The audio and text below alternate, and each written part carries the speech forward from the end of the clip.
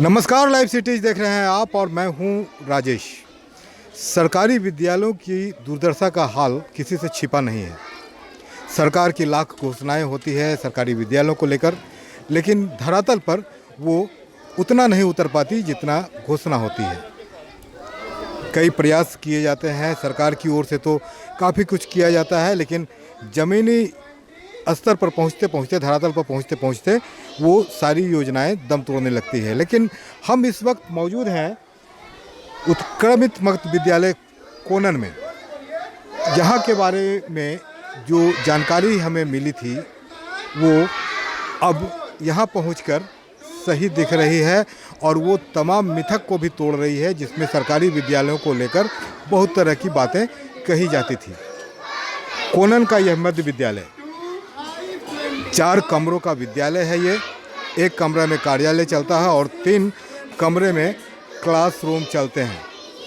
3 room में 8 class तक के बच्चों को पढ़ाया जाता है। स्थिति यह है कि एक क्लास में, एक रूम में 2-2 क्लास के बच्चे, 7 और 8 एक रूम में, 5 और 6 एक रूम में और 4 और 3 एक रूम में। उसके अलावे जो बच्चे हैं, छोटे छोटे बच्चे हैं, उनको रूम के अभाव में यहाँ पर ज़मीन पर बैठाकर पढ़ाया जा रहा है। पॉजिटिव बात यहाँ पर की ये है कि इस विद्यालय का नाम अभी जमुई में बहुत चर्चा में है। कारण है कि इतना के बावजूद इस विद्यालय के शिक्षक और यहाँ के बच्चे, ग्रामीण, सबों ने मिलकर एक ऐसा माहौल तैयार किया है कि यहाँ के बच्चे अब जो प्राइवेट स्कूल होते हैं उनके बच्चों को भी मात दे रहे हैं। पढ़ाई के मामले में, ड्रेस कोड के मामले में, स्मार्टनेस के मामले में और स्पोर्ट्स के मामले में भी। आप देख सकते हैं बच्चे अभी पढ़ाई कर रहे हैं यहाँ पर और शिक्षक उन्हें पढ़ा रहे हैं। क्लास का हाल भी हम आपको दिखा रहे हैं। क्लास में आप देख लीजिए, बच्चे बैठे हैं, क्लास चल रहा है, पढ़ाई हो रही है, बिल्कुल अनुशासन में बैठे हैं और ड्रेस कोड यहाँ पर पूरा फॉलो किया जा रहा है। बच्चे उसमें ज़्यादातर बच्चे को आप देख सकते हैं ड्रेस में हैं और समय पर, सारे बच्चे समय पर पहुँच रहे हैं और पूरे समय बिताकर ही विद्यालय से फिर घर को जा रहे हैं। क्या लगता है, खेल उल होता है यहाँ पर? हाँ, बहुत अच्छा होता है। और पढ़ाई कैसी होती है? पढ़ाई भी बहुत अच्छी होती है। सर लोग पूरा कोऑपरेट करते हैं? हाँ। और परेशानी यहाँ पर क्या है? रूम नहीं होने के कारण परेशानी होती है। कई बार हम लोग ग्रामीण स्तर से और जो यहाँ जो शिक्षा समिति का जो कमेटी है उसके द्वारा पत्राचार किया गया, आवेदन डाला गया, मौखिक रूप से जाकर के मिलने का काम किया गया। विद्यालय के टीचर गए थे, हम लोग भी ग्रामीण साथ गए थे। सिर्फ पदाधिकारी का द्वारा सिर्फ आश्वासन ही मिलता है। आश्वासन के अलावा आप देख ही रहे हैं 400 बच्चे यहाँ नामांकित हैं। हम इतने ऊर्जावान सभी शिक्षक हैं कि दिन रात ये बेचारे मेहनत करते हैं। बताया गया ना, एक शिक्षक जिसका नाम रंजीत कुमार है, वो मेरे ही मकान में रहते थे और वो रात्रि में देखते थे कि हमारा बच्चा पढ़ रहा है कि नहीं, 3:30 बजे 4 बजे तक बच्चा उठता है कि नहीं, सुबह भी जाते थे। ये सब जितने भी आए हैं सब ऊर्जावान शिक्षक हैं और इन्हीं लोगों के मेहनत से सरकारी विद्यालय से, मैंने प्राइवेट विद्यालय से बेहतर मेरा सरकारी विद्यालय है। देखिए, सर हैं यहाँ पर पढ़ा रहे हैं, आप देख सकते हैं बच्चे को आकर्षित करने के लिए किस तरह से उनकी पढ़ाई सर करा रहे हैं। सर, क्लास तो चल रहा है, 1 मिनट का समय लेंगे। क्या माहौल तैयार कर रहे हैं जो इस विद्यालय का इतना नाम हो रहा है? देखिए सर, सबसे पहले बच्चों को मन में ये बैठाना कि पढ़ना एक मनोरंजन कला है, आर्ट है, और जब बच्चे समझ जाएंगे ना पढ़ने में मज़ा आता है तो कभी विद्यालय को भागेंगे ही नहीं। इसलिए हम लोग बच्चे को खिला खिला के पढ़ाते हैं। बच्चों के साथ खेल घंटी में खुद साथ में खेलते भी हैं, ताकि इस तरह से क्या हो ना, गतिविधि ताकि पढ़ाई हो जाए। तो सरकार भी चाहती है, हम लोग ऐसा करने का प्रयास भरपूर कर रहे हैं। जितना संसाधन हमारे पास है उसे लगा दिए हम लोग, क्योंकि education is a noble profession. Education is not only a profession. I proud to be a teacher. चलिए, बताया आपने, प्राउड है, ये शिक्षक हैं। कठिनाइयों का भी कुछ सामना करना पड़ता हो, क्या क्या कठिनाइयाँ हैं यहाँ? सर कठिनाई के बारे में कहा तो बहुत कठिनाई है। जैसे बारिश के मौसम में देखते हैं, जो बच्चा बैठे हुए हैं, बारिश में इतनी दिक्कत होती है कि बच्चे भीग जाते हैं, ऐसे करके सर बैठते हैं।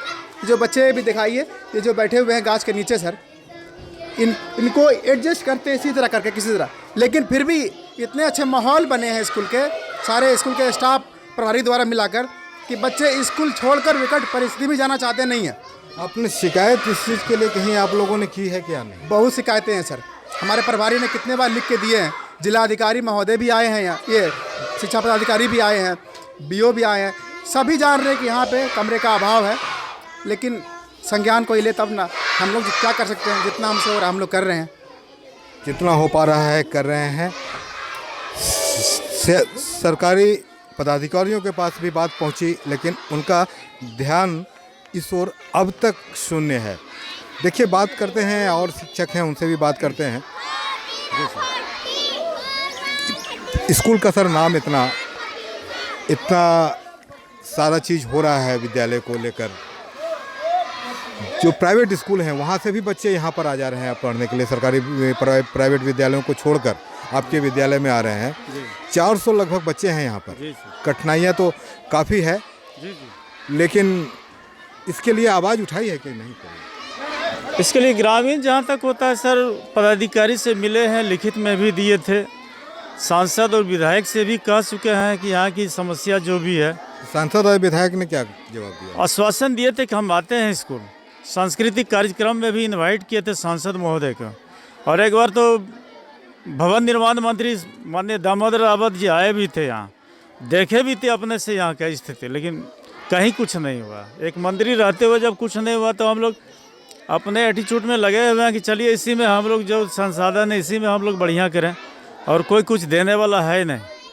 कितना संतुष्ट हैं इस व्यवस्था से? संतुष्ट है, जितना व्यवस्था से है, तो कष्ट तो है ही, लेकिन संतुष्ट तो होना ही पड़ेगा। जब सर कहीं से कोई साधन नहीं है, कुछ नहीं कर सकता है, तो हम लोगों को तो जो है उतने में संतुष्ट रहना पड़ेगा। सरकार तो सर बड़ी बड़ी दावे घोषणा करते हैं कि फील्ड बनाएंगे, ये बनाएंगे, बगल की ज़मीन बिक रही है, पीछे भी ज़मीन बिक रहा था, लेकिन इसकी भी सूचना दिया गया, सर कोई सूचना इस पर कोई अमल नहीं हुआ। लेकिन फील्ड बनाने के लिए, प्ले ग्राउंड खेलने के लिए घोषणा करती है, तो हम लोग पदाधिकारी से कुछ कह भी तो नहीं सकते हैं सर। बात लेकिन वहाँ तक पहुँची है या नहीं? जी, वहाँ तक कई एक बार पहुँचे सर, हमारे यहाँ बिल्डिंग नहीं है, बहुत कष्ट है। और एक बार रंजीत पासवान थे यहाँ, तो उन्होंने कहा अगर बिकता है तो देख लीजिए, हम व्यवस्था करते हैं, लेकिन संजोग से उनका ट्रांसफ़र हो गया और वो रहे नहीं, वो अभी शेखपुरा में डीओ हैं शायद। जी, अमूमन देखा जाता है सरकारी विद्यालयों में जो छात्र होते हैं, छात्राएं होती है, उपस्थिति बहुत कम दिखती है, लेकिन बड़ा सुचारू, बहुत व्यवस्थित ढंग से यहाँ पर पढ़ाई हो रहा है। हालांकि बच्चे कुछ जगह के अभाव में बच्चे ज़मीन पर भी बैठे हैं, पेड़ के नीचे बैठ के पढ़ रहे हैं, बरामदे में बैठ के पढ़ रहे हैं।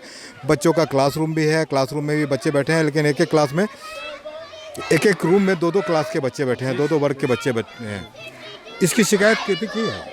जी सर, शिकायत क्या, खुद सर लोग आकर के देखें, कंबाइंड क्लास चल रहा है, कितनी समस्याएं। यहाँ तो अभी नीचे बोरा बिछा के बैठाना पड़ता है।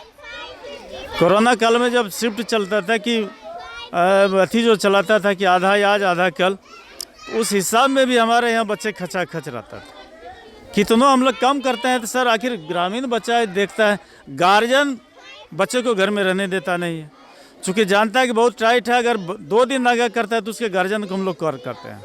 आप आकर के बच्चे की स्थिति अद्यतन बताइए, क्यों रुका, क्या चाहते हैं कि आप नहीं पढ़ाना चाहते हैं, तो आपसे रिक्वेस्ट है कि आप अपने बच्चे का नाम कटा सकते हैं।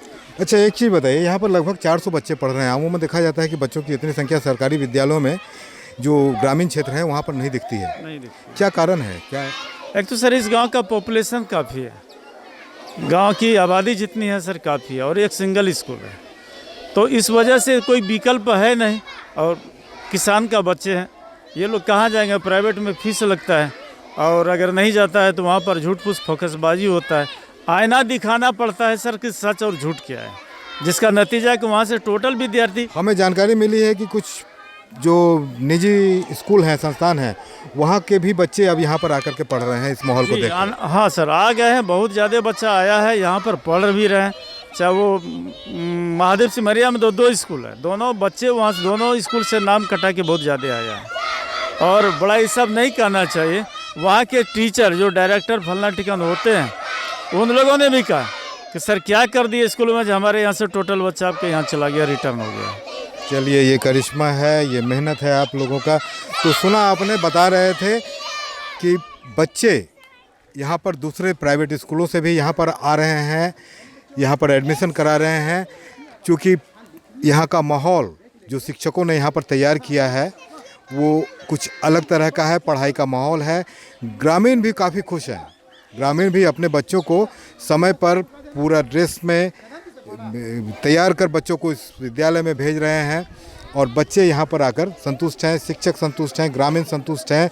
काम नहीं हो रहा है तो सिर्फ सरकारी स्तर पर नहीं हो रहा है, सरकार की तरफ से इस विद्यालय को भवन जरूर एक मिलना चाहिए जिसमें और भी रूम हो और भी कक्षाएं हो, ताकि बच्चे वहाँ पर अलग अलग कक्षाएं अलग अलग रूम में कर सके। आप देख सकते हैं यहाँ पर की स्थिति हम दिखा रहे हैं आपको। बच्चे सड़क मतलब ज़मीन पर बैठे हैं, पेड़ के नीचे बैठे हैं, बरामदे में बैठे हैं। क्लास चल रही है तो वहाँ पर दो क्लास एक रूम में चल रही है। सांसद से बात की गई, विधायक से बात की गई, पदाधिकारियों से बात की गई, लेकिन नतीजा सिफर रहा। सरकार की घोषणा सरकारी शिक्षा को लेकर, सरकारी विद्यालयों को लेकर बहुत होती है, लेकिन धरातल पर जो दिख रहा है, शिक्षक चाह रहे हैं, ग्रामीण चाह रहे हैं, बच्चे चाह रहे हैं और यह विद्यालय एक आदर्श विद्यालय की जो तमाम दृश्य होते हैं उसको प्रस्तुत कर रहा है। लेकिन उसके बावजूद भी इसे आदर्श विद्यालय का दर्जा नहीं मिला है, ना ही इसमें बिल्डिंग को लेकर कोई बात हो रही है। अब देखते हैं कि आगे क्या कुछ करती है सरकार, क्या कुछ करते हैं पदाधिकारी और क्या कुछ करते हैं जनप्रतिनिधि। देखते रहिए लाइव सिटीज़। अगर अब तक आपने चैनल को सब्सक्राइब नहीं किया है तो सब्सक्राइब कर लें। फेसबुक पर अगर आप वीडियो को देख रहे हैं तो पेज को ज़रूर लाइक कर दें। ट्विटर पर भी हमें फॉलो करना मत भूलिएगा। धन्यवाद।